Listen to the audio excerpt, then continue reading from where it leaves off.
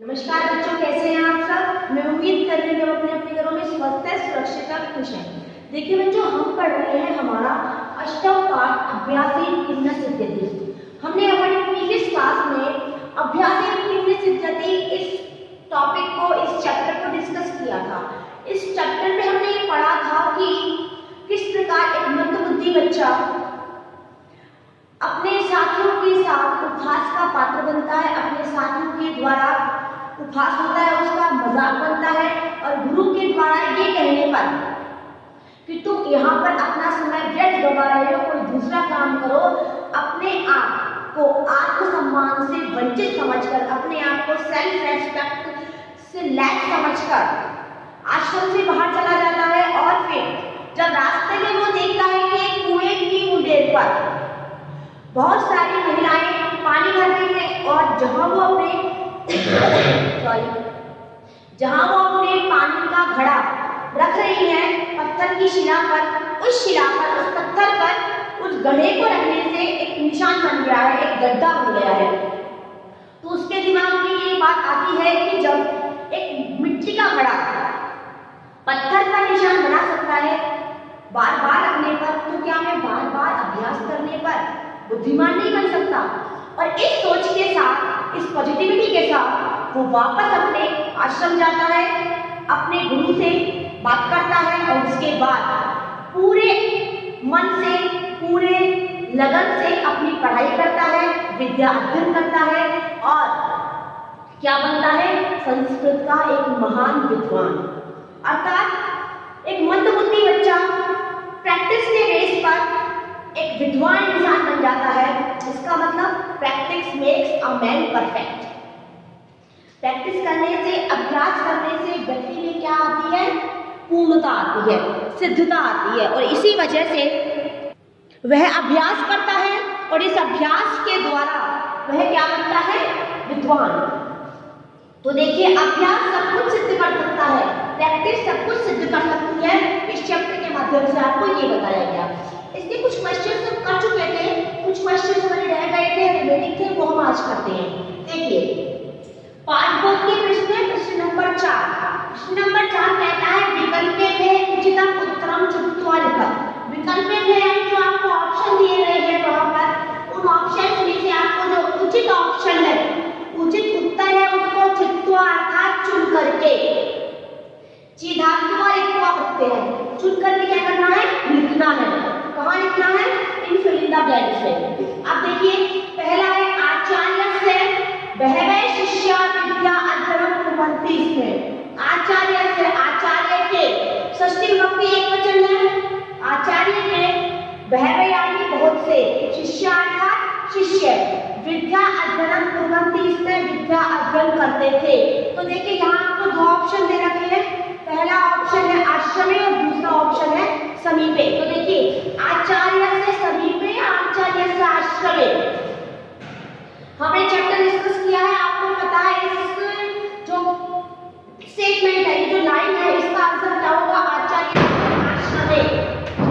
आचार्य से आश्रमे बहवे शिष्या विद्या अध्ययनम कुर्वन्ति स्म। अब देखिए नेक्स्ट जो हमारा है, वो देखिए, सहयोगिने तस्य कुर्वन्ति। इसमें सहयोगिने जो साथ में पढ़ने वाले होते हैं, सहयोगी यानी सहपाठी, जो उसके साथ रहते हैं वो सब, अर्थात क्लासमेट्स। तस्य यानी उसका, कुर्वन्ति इसमें करते थे, क्या करते थे, उसके साथ पढ़ने वाले उसकी निंदा करते थे, उसका उपहास करते थे। उसकी निंदा नहीं करते थे, उसकी बुराइयां नहीं करते थे। वो लोग बुराइयां तो हम एक दूसरे से करते हैं, बुराइयां नहीं करते थे, वो क्या करते थे, उसका उपहास करते थे। उपहास क्यों करते थे, उपहास अर्थात उसका मजाक बनाते थे। क्या करते थे बच्चों, उसका मजाक बनाते थे, तो उपहासम। क्लियर।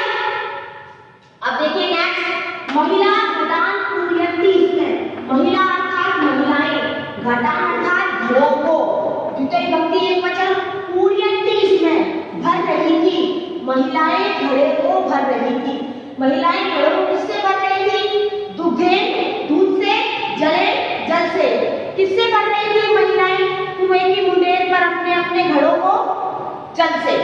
किससे बन रही थी बच्चों? जल से। तो यहाँ का राइट ऑप्शन क्या होगा? जले। समझ आ रहा है? नेक्स्ट देखिए मृतिकाया। मृतिकाया यानी मिट्टी के। मृतिकाया अर्थात मिट्टी के। षष्ठी विभक्ति एक वचन, बहुवचन एक वचन ही होगा सब। मृतिकाया अर्थात मिट्टी के, स्त्रीलिंग में इसके एक वचन होगा। मिट्टी के गड्ढा अभवत, गड्ढा हो गया। मिट्टी के गड्ढा हो गया। मिट्टी के क्या? घड़े। शस्त्रे, घड़े अर्थात घड़े से, शस्त्रे अर्थात शस्त्र से। मिट्टी के शस्त्र से गड्ढा हो गया था या मिट्टी के घड़े से गड्ढा हो गया था? मिट्टी के घड़े से गड्ढा हो गया था। तो यहाँ हमारा राइट ऑप्शन क्या होगा बच्चों? घड़े। क्लियर? नेक्स्ट देखिए भरतराज है महान पंडित आसी। भरतराज महान पंडित था। भरतराज किसका महान पंडित था? तमिल से तमिल का, संस्कृत से संस्कृत का। किसका महान पंडित था? पहले वो मंदबुद्धि बच्चा था, लेकिन जब उसने देखा कि कुएं की मुंडेर पर जो महिलाएं पानी भर रही हैं, उस घड़े को जहां जिस स्थान पर वो रख रही है, उस स्थान पर घड़े को बार बार रखने से गड्ढा बन गया है। तो उसने सोचा कि मैं विद्वान बन सकता हूँ यदि बार बार प्रयास करूँ तो, और उस प्रयास और उस अभ्यास की वजह से वो विद्वान बना। लेकिन वो विद्वान किसका बना? संस्कृतस्य। किसका बना बच्चों? संस्कृतस्य।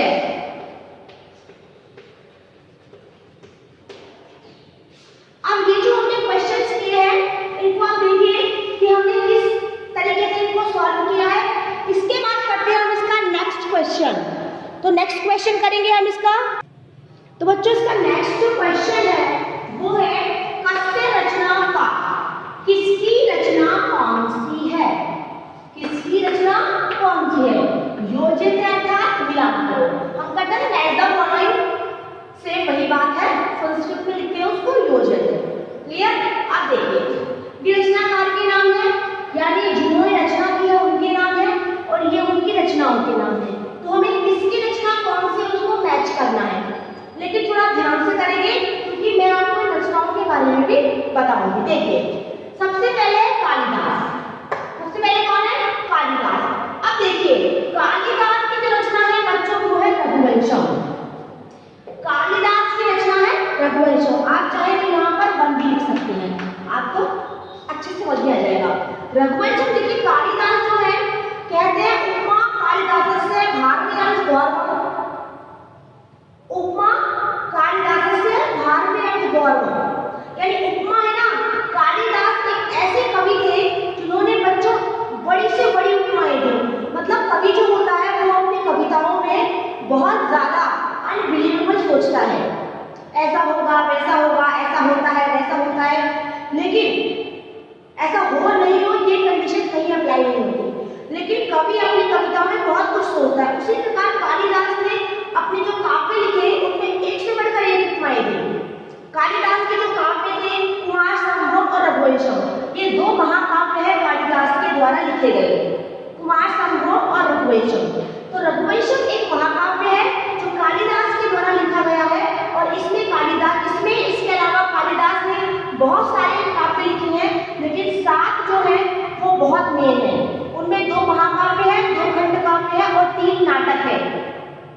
3 नाटक है, अभिज्ञान शाकुंतलम, मालविकाग्निमित्रम और विक्रमार्षियम। ये 3 कालिदास के द्वारा लिखे गए नाटक हैं। इनमें भी कालिदास ने क्या दिया? उपमा। क्योंकि कालिदास का संस्कृत में जो फेमस मतलब स्टेटमेंट, मतलब कालिदास के बारे में संस्कृत में फेमस कहते हैं, मतलब बहुत प्रसिद्ध बात है, वो कहते हैं उपमा कालिदास से। कालिदास के बराबर की उपमा किसी ने कभी नहीं दी। भारतीय और भारतीय जो कवि थे उनका जो अर्थ गौरव था, अर्थ गौरव यानी चीजों को समझने की शक्ति वो बहुत ज्यादा थी, सबसे ज्यादा। दंडी पदलालित्य, एक दंडी कवि थे, उनका पदलालित्य, पद यानी शब्दों के द्वारा अलग से प्रस्फुटित होना, भावों का प्रस्फुटित होना होता है पदलालित्य। शब्दों से पदलालित्यम, माँ की शक्ति प्रयोगना, और एक माँ कवि थे उनके अंदर के 3 गुण थे। देखिए उपमा कालिदास से, कालिदास की उपमा, भारतीय अर्थ गौरव, भारती का अर्थ गौरव, दंडी पदलालित्य, दंडी का पदलालित्य, माँ की शक्ति प्रयोगना, माँ के अंदर के 3 गुण,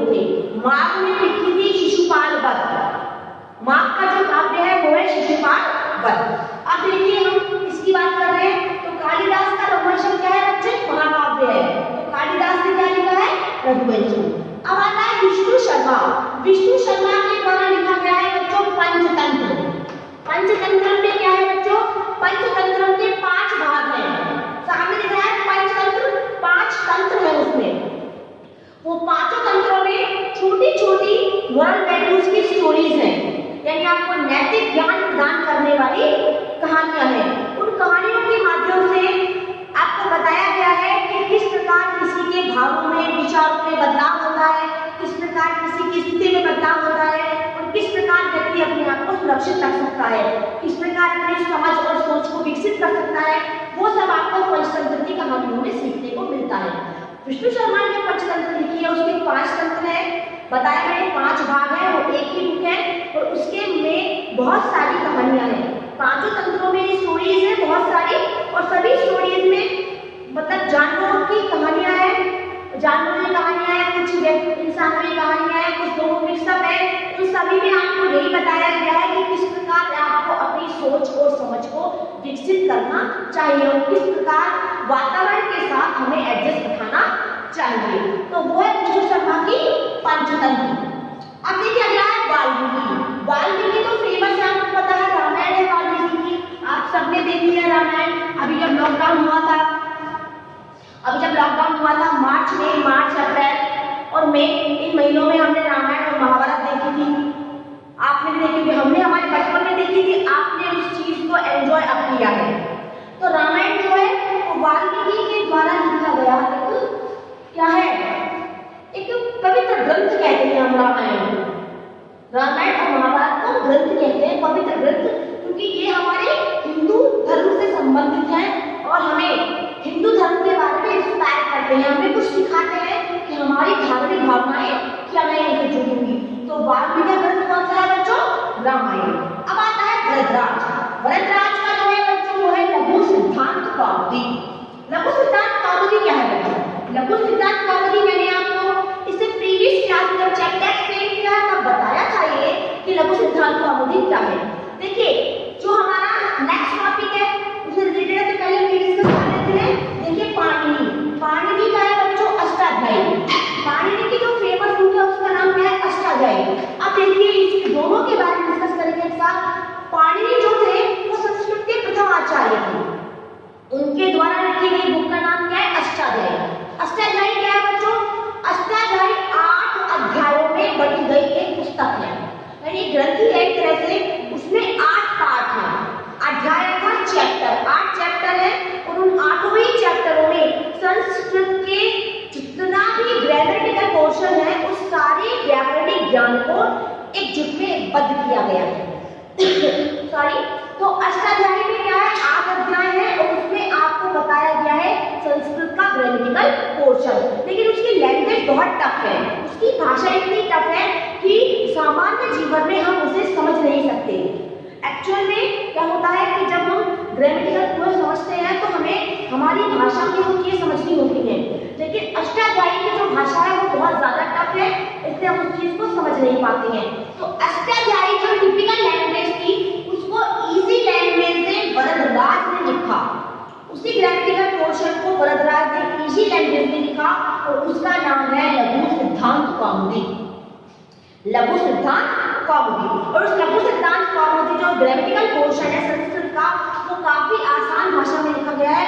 लघु सिद्धांत कौमुदी हम जो पढ़ते हैं, इवन मैंने भी लघु सिद्धांत कौमुदी से ही संस्कृत पास आउट किया है। तो लघु सिद्धांत कौमुदी क्या है? ग्रामेटिकल पोर्शन की इजी लैंग्वेज वाली, जिसे हम सभी पढ़ सकते हैं, समझ सकते हैं और जान सकते हैं, उसके बारे में दूसरों को समझा भी सकते हैं। लेकिन अष्टाध्यायी को हम ना पढ़ सकते हैं ना समझ सकते हैं। ऐसा नहीं कर सकते हैं, लेकिन भाषा इतनी टफ है कि समझने के लिए आपको बहुत ज्यादा नॉलेज की जरूरत होती है। तो इन दोनों के बारे में अब आता है हमारा बाणभट्ट। देखिए बाणभट्ट की रचना है वो बच्चों है कादम्बरी। कादम्बरी की रचना जो है बच्चों उसमें आपको कादम्बरी के 3 जन्मों की कहानी है। कादम्बरी के 3 जन्मों की कहानी है और इन तीनों जन्मों की कहानियों को एक साथ लिखा गया है किसने? बाणभट्ट ने। जो बाणभट्ट से इसका टॉपिक छूट गया था वो बाणभट्ट ने लिखा, यानी बाणभट्ट के जो पुत्र थे बड़ा और छोटा, उन दोनों में से छोटे पुत्र ने लिखा। और बाणभट्ट को क्या हुआ, बाणभट्ट बीमार होने वाले थे बच्चों, बाणभट्ट बीमार हो रहे थे, तो उनको लगा कि शायद मेरा अंत समा गया, मैं अपनी इस फेमस बुक को कंप्लीट नहीं कर पाऊंगा। तो बच्चों क्या किया बाणभट्ट ने अपने दोनों बच्चों को बुलाया और उनको अपने पास बिठाकर, मैं आपको ये स्टोरी समझा रही हूँ ताकि आपको ये चीजें एकदम से क्लियर हो जाए। देखिए बाणभट्ट ने क्या किया बच्चों, अपने दोनों बच्चों को अपने पास बुलाया, अपने दोनों बच्चों को अपने पास बुलाकर उन्होंने उनसे कहा कि बाहर खिड़की, जो हमारी खिड़की है उसके बाहर एक वृक्ष लगा हुआ है, खिड़की के बाहर एक वृक्ष लगा हुआ है, तुम दोनों अपनी अपनी भाषा में इसे एक्सप्लेन करके बताओ, इसके बारे में बताओ। तो बाणभट्ट के बड़े बेटे का पहले टर्न आया, उसने बताया कि हमारी खिड़की के बाहर एक सूखा हुआ वृक्ष है जो अपनी अंतिम अवस्था में जाने वाला है, जो अपनी अंतिम अवस्था को प्राप्त करने वाला है। लेकिन जब छोटे बच्चे से पूछा गया तो छोटे बेटे ने बताया कि जो खिड़की के बाहर सूखा हुआ पेड़ है वो पुनर्जीवित होने के लिए वर्षा का इंतजार कर रहा है ताकि वर्षा आए और मैं दोबारा अपने जीवन को प्राप्त कर सकूं। बाणभट्ट को समझ में आ गया कि चीजों को किस प्रकार एक्सप्लेन करना है, किस प्रकार से उनको मॉडिफाई करके एक्स्ट्रा बनाना है, ये किसको आता है, मेरे छोटे पुत्र को। तो बाणभट्ट ने अपनी कादंबरी को पूर्ण करने का जिम्मा किसे दिया, अपने छोटे पुत्र को। तो इस प्रकार इन जो कहानियां हैं, जो ग्रंथ हैं, जो स्टोरीज हैं, उनके रचनाकार बता दिए मैंने आपको, और इन रचनाकारों के माध्यम से मैंने आपको एक्सप्लेन भी किया इन जो ग्रंथ और स्टोरीज है इनमें क्या बताया गया है। तो आज की क्लास में इतना ही बच्चों, thank you, have a nice day.